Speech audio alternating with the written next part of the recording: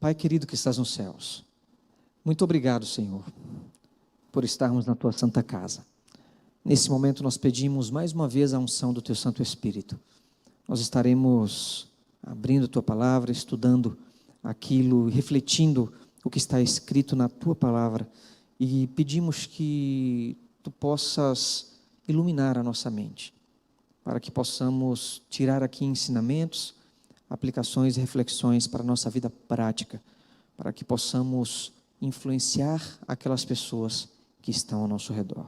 Esse é o meu pedido, em nome de Jesus, amém.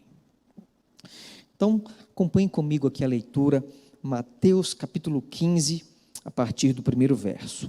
Então, vieram de Jerusalém a Jesus alguns fariseus e escribas, e perguntaram: por que transgridem os teus discípulos a tradição dos anciãos? Pois não lavam as mãos quando comem. Então, só uma contextualização rápida aqui. Os judeus, desde que saíram do povo hebreu, desde que saiu ali do Egito, e naturalmente depois o tempo foi avançando, e eles ocuparam ali a terra de Canaã,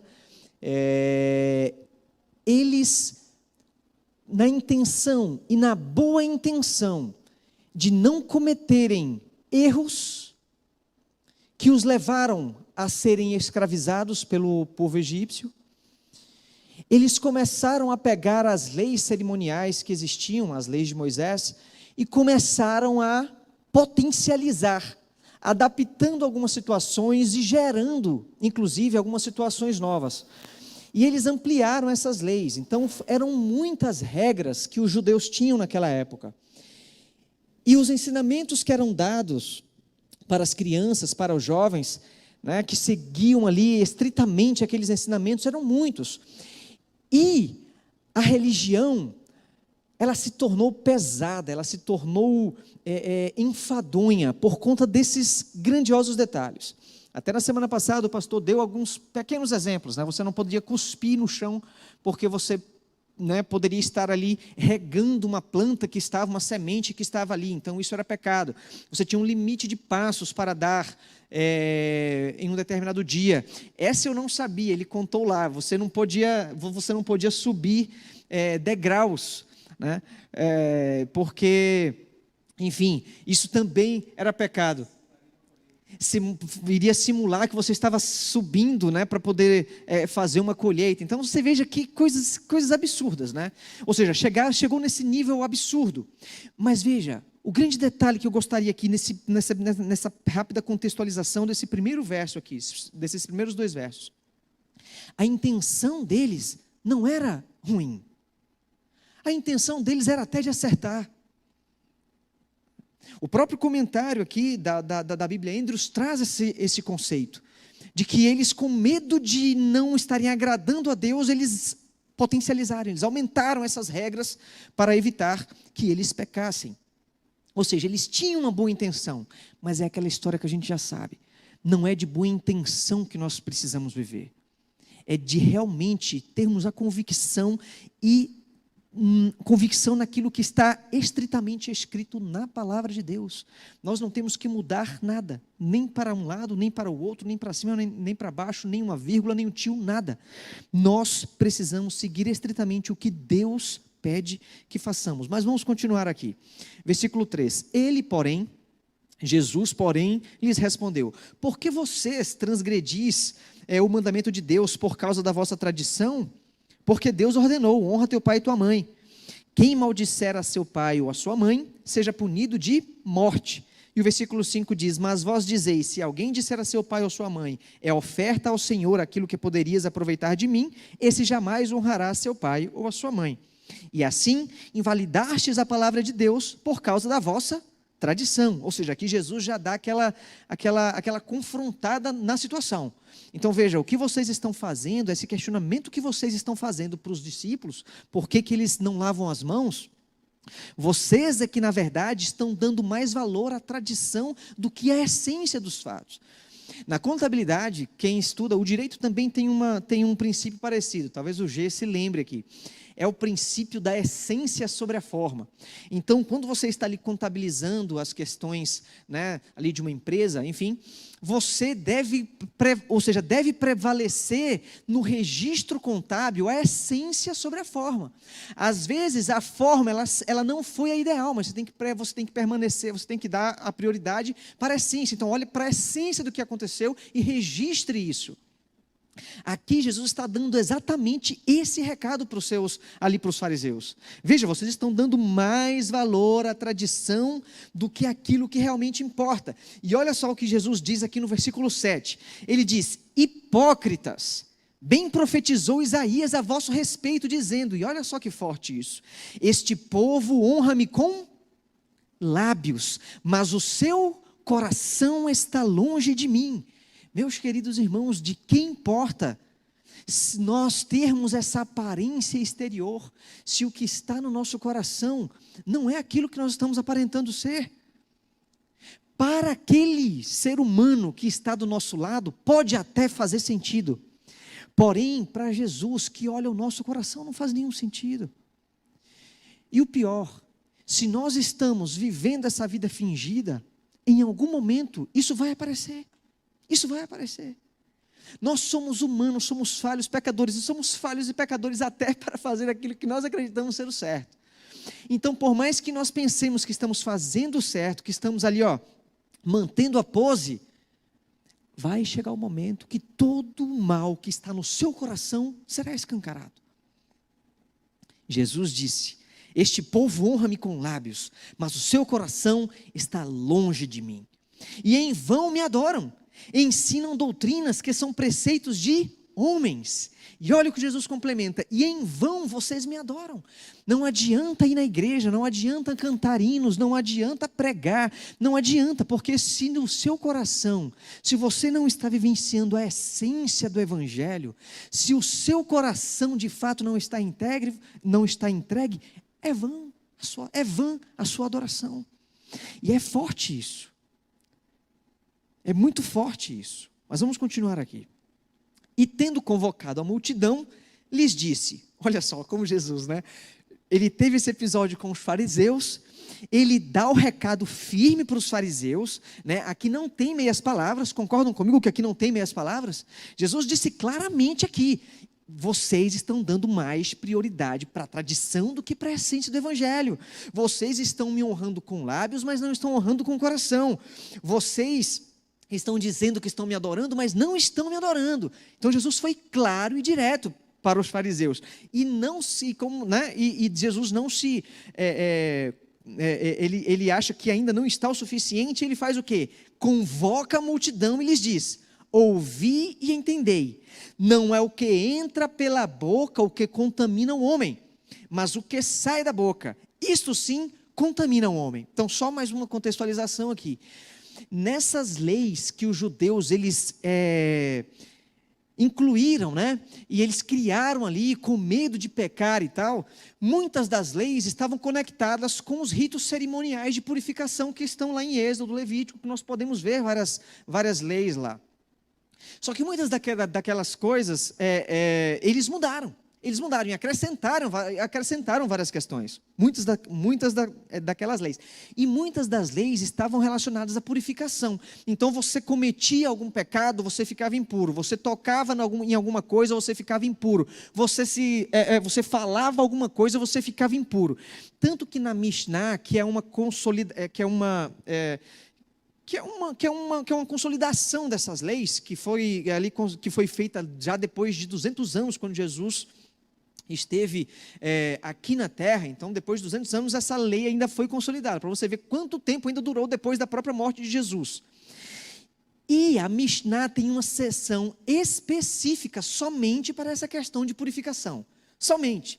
Então, quando Jesus ele trata desse assunto aqui, é porque era muito vívido na sociedade daquela época, dos judeus daquela época, essa questão da purificação. Então, quando eles falam aqui no primeiro versículo, os seus discípulos, eles não lavam as mãos, Então, aí Jesus agora vem aqui e contrapõe. Olha, veja, vocês estão dando mais atenção para a tradição do que para a essência do negócio, né? E aí Jesus aqui chama a multidão e diz, e olha aqui, vou ler novamente aqui, não é o que entra pela boca que contamina o homem. Então ele está pegando esse aspecto da contaminação, que era justamente a essência do questionamento dos fariseus, porque eles imaginavam que se você comesse, né, ou comesse sem lavar as mãos, você estaria sendo impuro, você estaria em pecado. E aqui, então, Jesus diz claramente, não é o que entra pela boca o que contamina o homem. O que Jesus está dizendo aqui? Não é essa tradição egoísta que vocês têm que dar atenção. O que vocês têm que dar atenção é para o que vocês estão colocando dentro da sua mente, que está influenciando o seu coração, dentro da sua mente, no seu coração, que está influenciando as suas ações, está influenciando as suas atitudes. E são as suas atitudes e as suas ações que vão dizer se vocês realmente estão conectados comigo ou não estão conectados comigo. São as suas ações e suas atitudes que vão comprovar. Só que as suas ações e atitudes conectadas com o que está no seu coração. Jesus aqui estava confrontando exatamente esse aspecto, não é somente o exterior, é o exterior e o interior, só que o exterior, ele vai ser influenciado pelo interior, só Jesus consegue ver o interior, e Jesus vê o interior, e Ele sabe o que está passando no meu e no seu coração, e nós devemos ter todo o cuidado para que a nossa adoração não seja vã. Nós temos que nos alimentarmos de coisas que estarão nos conectando com Jesus. Mas vamos continuar aqui, não é o que entra pela boca o que contamina o homem, mas o que sai da boca, isto sim contamina o homem.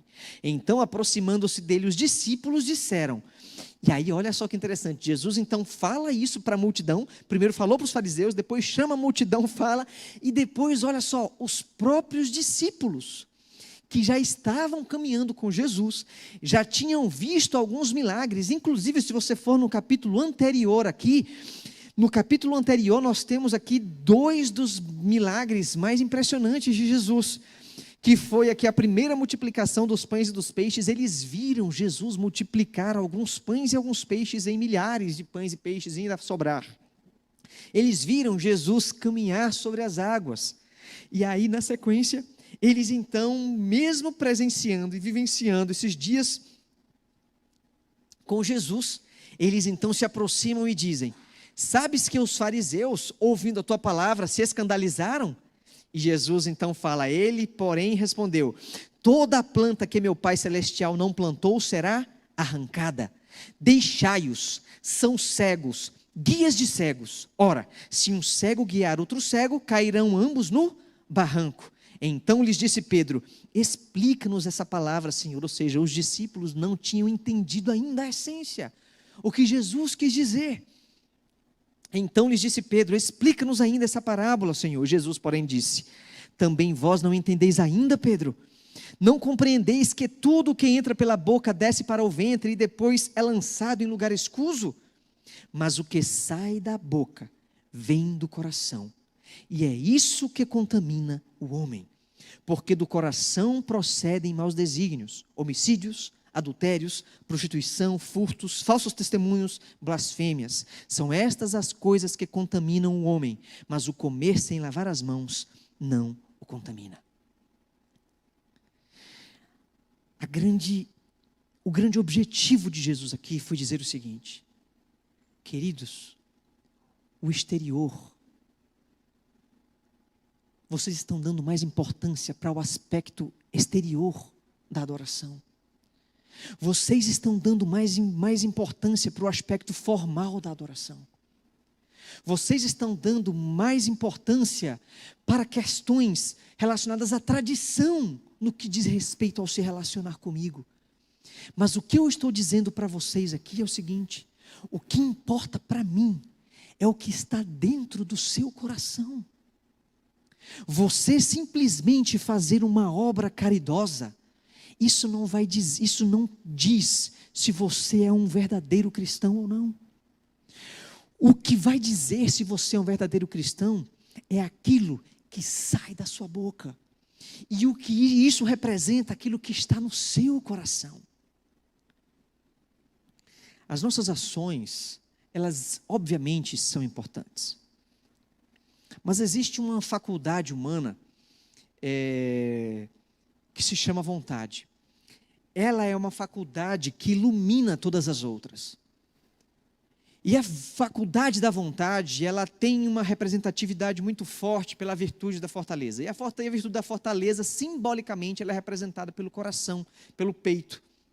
Então, imagine aquelas fotos, né, daqueles guerreiros antigos, com aquela armadura, com o peito ereto, com a mão aqui com sua lança fincada. É a virtude da fortaleza. E por que essa virtude da fortaleza que está conectada com a vontade, que está conectada com as nossas ações?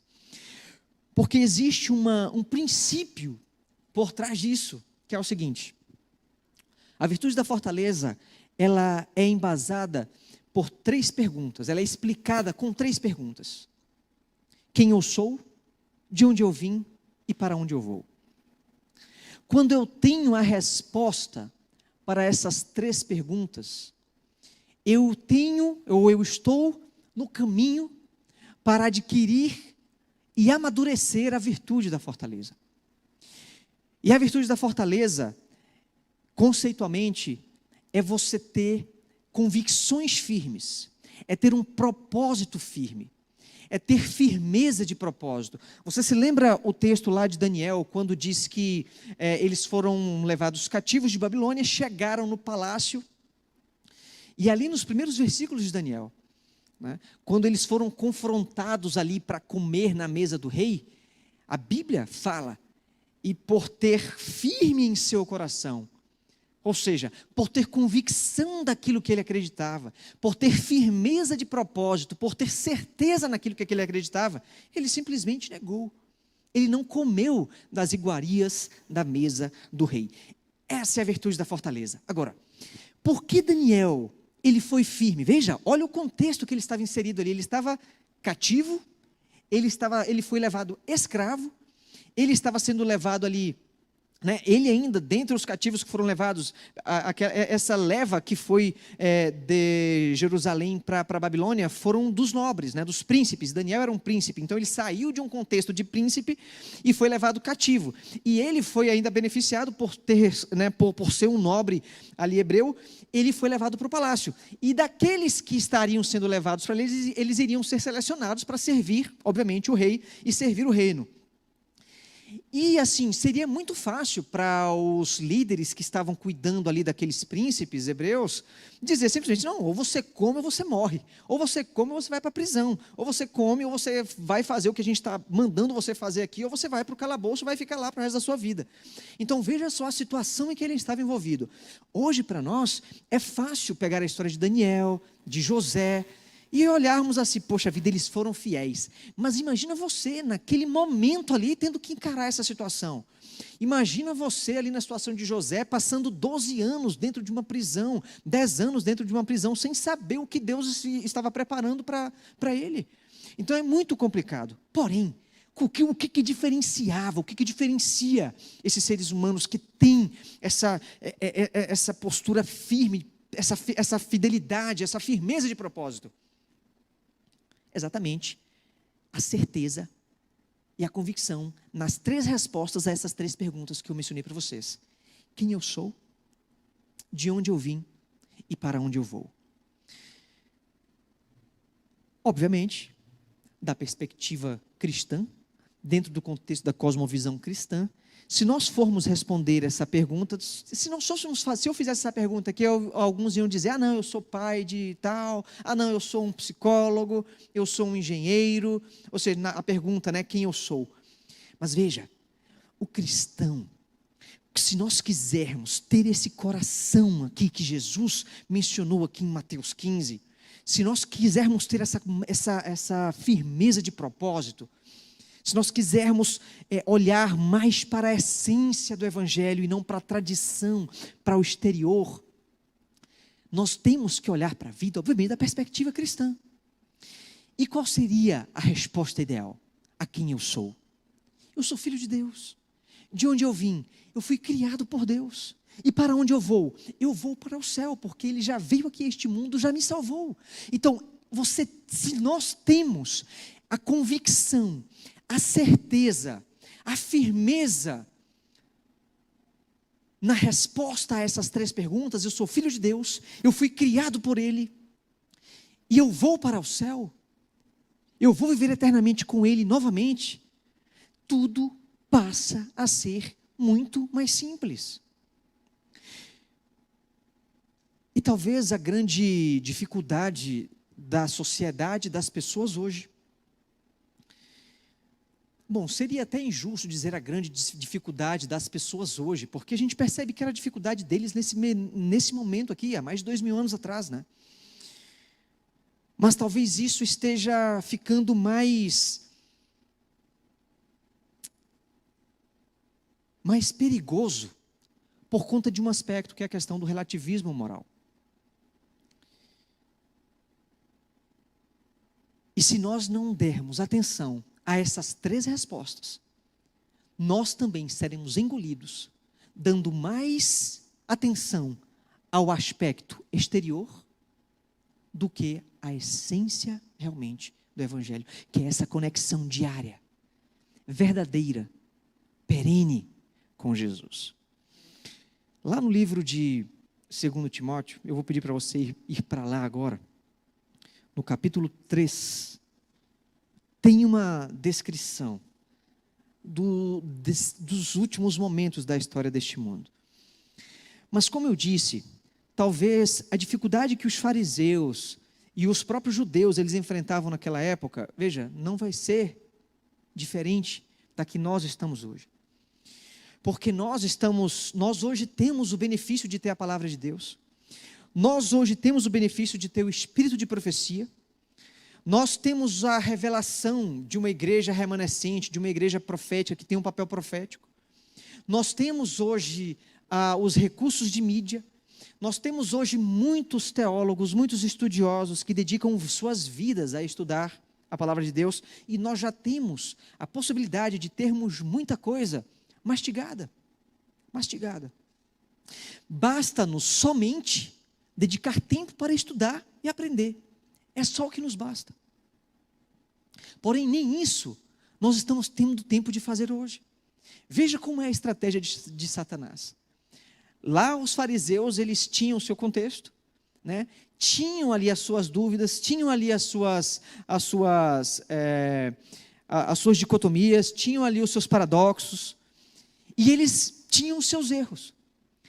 Os erros não são diferentes de hoje. Eles têm detalhes, sutilezas. Porque hoje também, o que mais nós estamos vendo aí é a palavra de Deus, a verdade, misturada com mentira. A gente lê aqui a palavra de Deus, porém misturada com várias filosofias, enfim, que nos tiram de foco daquilo que é realmente a essência. Tiram o nosso foco daquilo que é realmente a essência.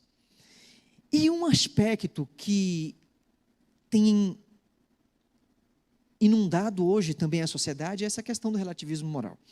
E eu já falei isso aqui uma vez, mas eu vou repetir aqui uma definição de relativismo moral que foi a mais interessante que eu encontrei, e eu gostaria de compartilhar antes de nós lermos aqui o que está aqui no livro de 2 Timóteo.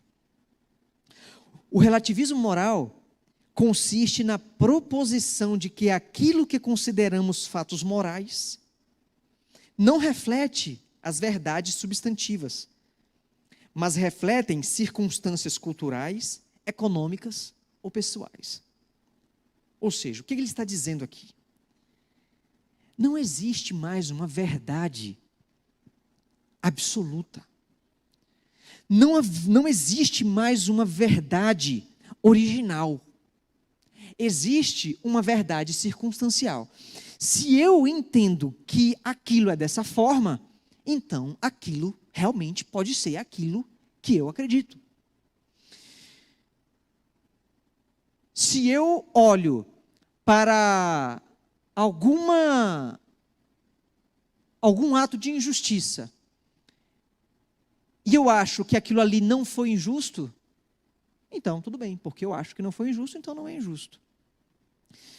Se eu vivencio alguma experiência e aquilo me fez bem, me trouxe algum tipo de prazer, não importa se aquilo foi certo, foi errado, foi justo ou foi injusto. O que importa é que me fez bem. Então, se eu acho que para mim está bem, então está tudo certo. Então, veja, esse relativismo moral agora é o oposto do que os fariseus e os judeus estavam vivenciando naquela época. Lá eles tinham um excesso de zelo, onde faziam ali tudo à risca, era tudo meticulosamente pensado, posso dar um passo, posso ir para cá, não posso ir para ali, não posso ir para lá. E eles exageravam. Hoje, nós estamos num contexto onde tudo pode. Se eu acho que está tudo certo, está tudo certo. Se isso me faz bem, está tudo certo. Se me fez bem é porque, né, é bom, e se é bom, se Jesus quer o meu bem, então está tudo certo. Aí vocês percebem, né, como às vezes, olha só a estratégia de Satanás, ele vai utilizando, ele vai conduzindo a situação para poder, de alguma forma, nos desviar do que está de fato escrito na palavra. Vocês me honram com lábios, mas não me honram de coração. E é exatamente o que está acontecendo hoje. Pessoas que estão indo para as igrejas, pessoas que se dizem cristãos, mas na verdade não estão vivenciando um relacionamento verdadeiro e real com Jesus. Mas olha o que diz aqui no livro de 2 Timóteo, no capítulo 3. Sabe, porém, isto: nos últimos dias sobrevirão tempos difíceis. A nova versão transformadora, ela traz o seguinte, ela traz uma ideia mais impactante aqui. Ela coloca o seguinte: nos últimos dias sobrevirão tempos muito difíceis, pois os homens serão egoístas, avarentos, jactanciosos, arrogantes, blasfemadores, desobedientes aos pais, ingratos, irreverentes, desafeiçoados, implacáveis, caluniadores, sem domínio de si, cruéis, inimigos do bem, traidores, atrevidos, enfatuados, mais amigos dos prazeres do que amigos de Deus, tendo forma de piedade, negando-lhe, entretanto, o poder. E Paulo aqui diz no conselho a Timóteo: foge também destes, pois entre estes se encontram os que penetram sorrateiramente nas casas e conseguem cativar mulheres sobrecarregadas de pecados, conduzidas de várias paixões, que aprendem sempre e jamais podem chegar ao conhecimento da verdade. O que tem de conexão lá com Mateus capítulo 15? Vocês perceberam que aqui Jesus, ele citou algumas características?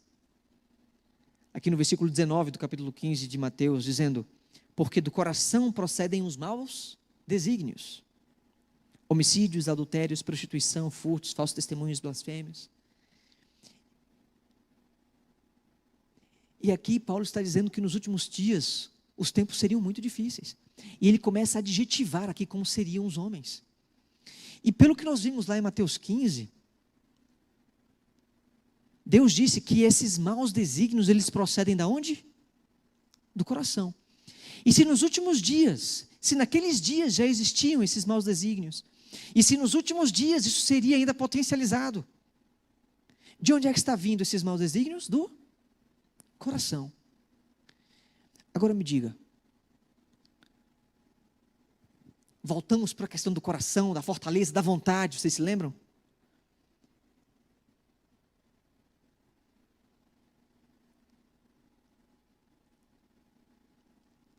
Nós só não estaremos dentro desse perfil aqui, relatado por Paulo, se nós tivermos a convicção daquelas 3 respostas: quem eu sou, de onde eu vim, para onde eu vou. Só assim eu vou adquirir a virtude da fortaleza. Só assim eu vou ter convicção firme daquilo que eu acredito. E só assim, se eu tiver essa cosmovisão de eu sou filho de Deus, fui criado por Ele e eu vou para o céu, só assim, obviamente eu procurarei me alimentar daquilo que está escrito na palavra dele, da verdade que está em sua palavra. Não vou me deixar levar por estas falácias que penetram sorrateiramente, como diz aqui no versículo 6 do capítulo 3 de 2 Timóteo. E só então eu vou estar alimentando o meu coração para falar daquilo que é santo, para falar realmente, aí eu vou vivenciar aquilo que Jesus ensinou para os seus discípulos e para as pessoas lá no capítulo 15 de Mateus. Eu não vou estar simplesmente honrando com os lábios, eu vou estar honrando com o coração. Por quê? Porque a convicção vai estar firme no meu coração, e por ter essa convicção firme, eu vou buscar a verdade onde ela está, que é na palavra de Deus, e não nessas filosofias e nessas falácias que hoje têm permeado a nossa sociedade. E só assim nós fugiremos desse perfil de ser humano que será o perfil dos últimos dias. Egoístas, avarentos, jactanciosos, arrogantes, blasfemadores, desobedientes aos pais, ingratos, irreverentes, desafeiçoados, implacáveis, caluniadores, sem domínio de si, cruéis, inimigos do bem, traidores, atrevidos, enfatuados, mais amigos dos prazeres do que amigo de Deus. E uma pessoa que tem forma de piedade, mas na verdade ela nega, entretanto, o poder. Essa é a situação, ou será, ou tem sido a situação do mundo. E obviamente nós sabemos que nós estamos vivendo os últimos momentos da história desse mundo. Profeticamente nós temos essa revelação. Nós estamos vivendo no período dos pés da estátua de Nabucodonosor. Então, o último evento que falta para essa profecia qual é?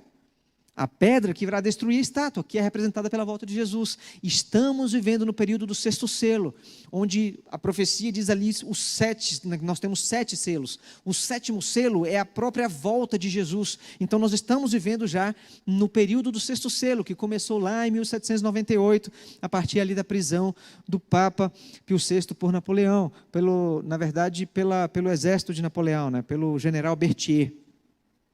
Então, ali começou o período do sexto selo. Então, já estamos vivendo aí mais de 200 anos dentro do sexto selo.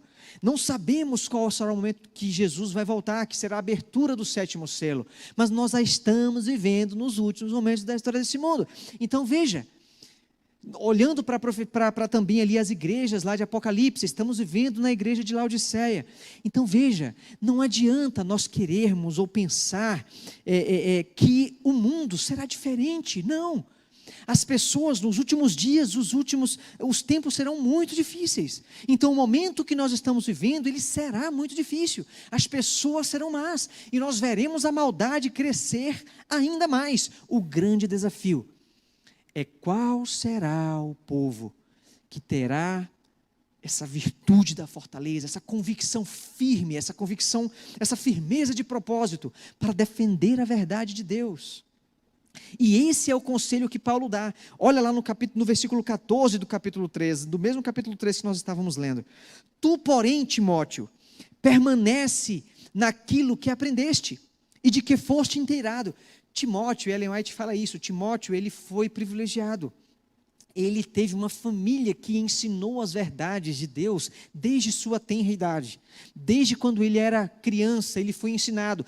As influências que ele recebia em casa já eram uma influência embasada na palavra de Deus, a verdadeira palavra de Deus. E é por isso que Paulo fala isso: tu, porém, permanece naquilo que aprendeste e de que foste inteirado, sabendo de quem o aprendeste e que, desde a infância, sabes as sagradas letras, que podem tornar-te sábio para a salvação pela fé em Cristo Jesus. E aí o versículo 16, Paulo diz: toda a escritura é inspirada por Deus. Aqui é o ensinamento ali da primeira, quando a gente vai estudar ali no estudo bíblico, que vai estudar ali a Bíblia, é o primeiro versículo que nós lemos. Toda a escritura é inspirada por Deus e útil para o ensino, é útil para a repreensão, para a correção, para a educação na justiça, a fim de que o homem de Deus seja perfeito e perfeitamente habilitado para toda boa obra. E esse perfeito aqui não é o perfeito de perfeição, de santidade, de sermos igual a Deus, não. aqui vem do grego no sentido de estar perfeitamente ajustado, adequado. Então, óbvio que nós não alcançaremos perfeição aqui nesse mundo, mas nós precisamos buscar estar adequados, estarmos ajustados ao que Deus diz, porque toda a Escritura é inspirada por Deus. Então, precisamos ir nos ajustando. Esse é o grande desafio do ser humano, né?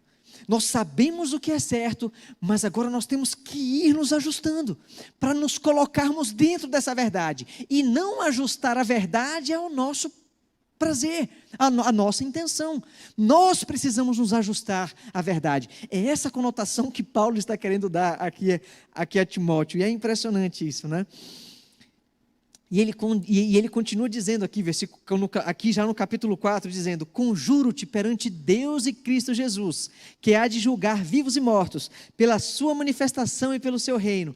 Prega a palavra, Timóteo, insta, quer seja oportuno, quer não, corrige, repreende, exorta com toda longanimidade e doutrina. Agora veja, quem é que vai poder repreender? Quem é que vai poder advertir? Quem é que vai poder pregar? É quem tem a convicção daquilo que acredita.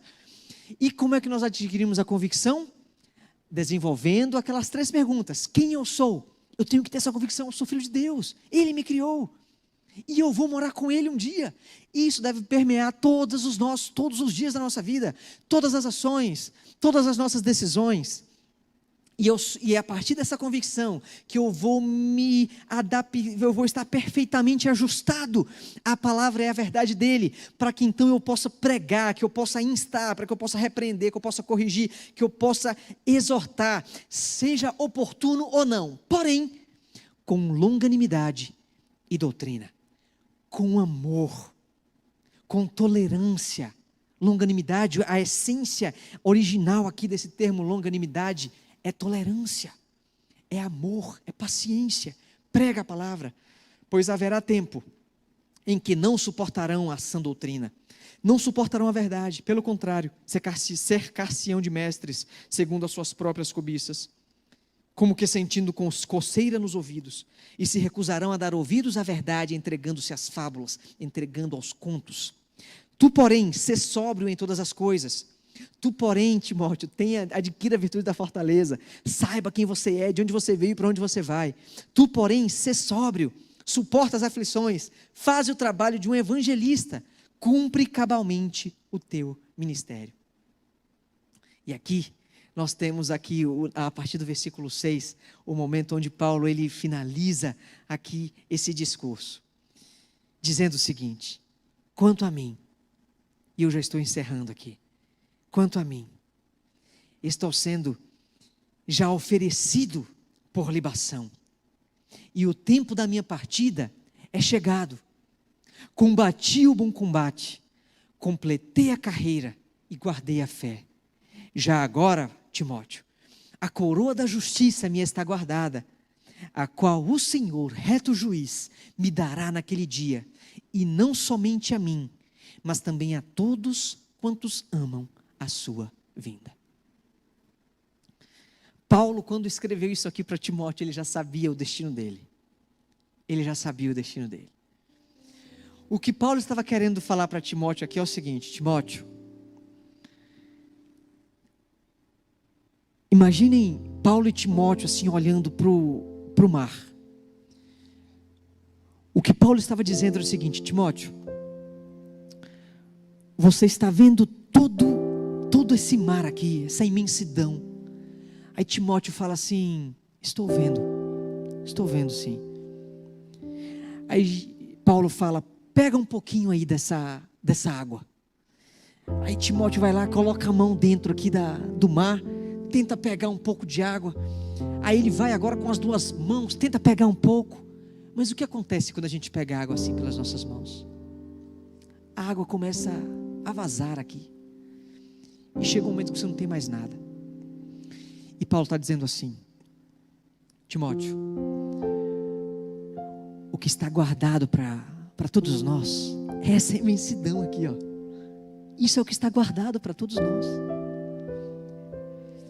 Só que o ser humano, dando mais atenção, querendo mais os prazeres desse mundo, querendo mais as questões materiais desse mundo, ele simplesmente vai lá e pega somente esse punhado de água, que num instante se esvai, não tem mais nada, não sobra mais nada. Mas Deus, Ele tem isso aqui para dar para a gente. O que a gente precisa é só suportar um pouquinho essas aflições. O que nós precisamos é só aprender aquilo que Jesus deixou escrito para que nós vivêssemos aqui. O que nós precisamos é só nos esforçarmos para construir essa convicção firme, para termos essa firmeza de propósito, para sabermos exatamente o que nós queremos. Porque só assim, quando nos depararmos com as nossas dificuldades desse mundo, nós saberemos a quem serviremos. Somente dessa forma, nós não honraremos somente com lábios, nós honraremos com o nosso coração. Queridos, que essas palavras de Paulo aqui, elas possam também ser as nossas palavras. Combati um bom combate, completei a carreira e guardei a fé. Agora, a coroa da justiça me está guardada, a qual o Senhor, reto juiz, me dará naquele dia, e não somente a mim, mas a todos quanto amam a sua vinda. A todos que constroem essa firmeza de propósito e vivem uma vida buscando estar perfeitamente ajustado à verdade, conectados à videira, que é Cristo Jesus. Que esse possa ser o seu desejo, que esse possa ser o nosso desejo, e que possamos juntos um dia celebrarmos essa vitória de alcançarmos o tesouro que Deus tem preparado para cada um de nós. A Joyce vai cantar agora e nós vamos, na sequência, orar juntos aqui, pedindo a bênção de Deus, para então irmos para mais uma semana de atividades.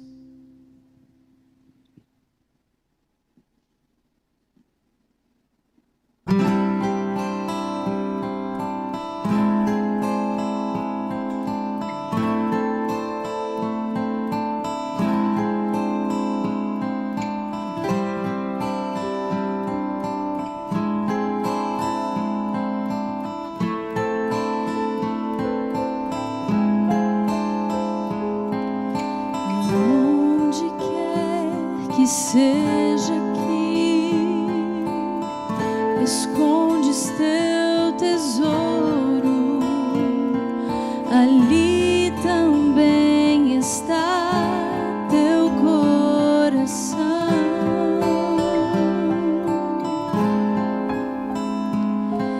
Se aqui na terra o esconderes,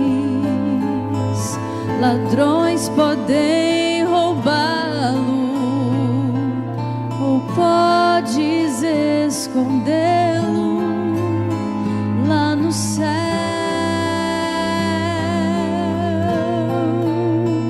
Há um tesouro no final da jornada dessa vida. Ele é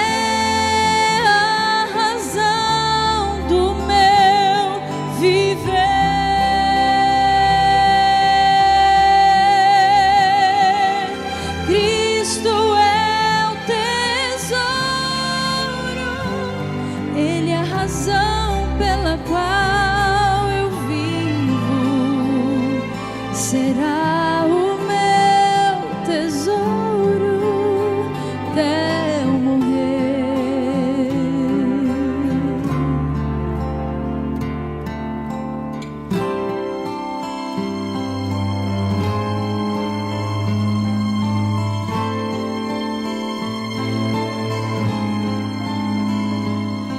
Se pensas hoje onde vai, será o caminho? Existe um mapa para todos nós.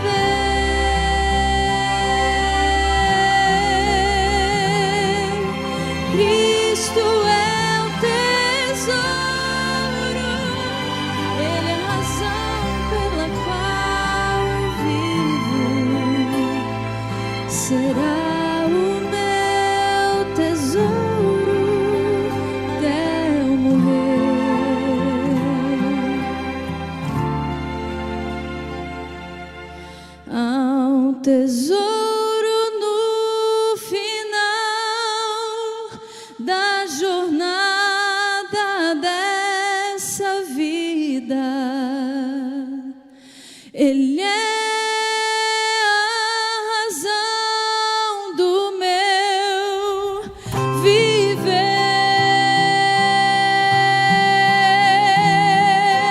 Cristo é o tesouro, Ele é a razão pela qual eu vivo. Será o meu tesouro até eu morrer.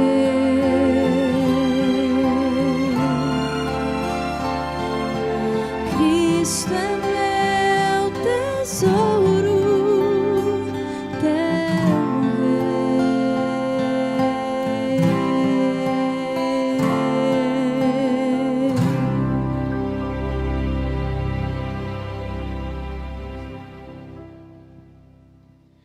Vamos ficar em pé e vamos orar? Ó Pai que estás nos céus, nós te pedimos nesse momento, Senhor, misericórdia, e nos ajuda a cada dia buscarmos viver uma experiência real e verdadeira contigo, Senhor, porque Tu és o nosso tesouro. De nada adianta buscarmos os tesouros desta terra e perdermos aquele que é o maior tesouro. Vamos pegar os tesouros que se esvaem nas nossas mãos, mas nós não vamos segurar aquele tesouro que é eterno. Ellen White, no livro Temperança, ela diz o seguinte: que a felicidade em dois mundos depende da nossa felicidade em um deles. E sabe qual é e nós sabemos qual é a felicidade aqui neste mundo. É uma felicidade que não se resume pela ótica humana, mas a verdadeira felicidade é quando nós temos a verdadeira convicção de quem nós somos, de onde viemos e para onde vamos. Porque assim, Senhor, independente do que aconteça na nossa vida, coisas ruins ou boas, nós vivemos no mundo de pecado, isso não importa, porque nós estamos seguros em Ti.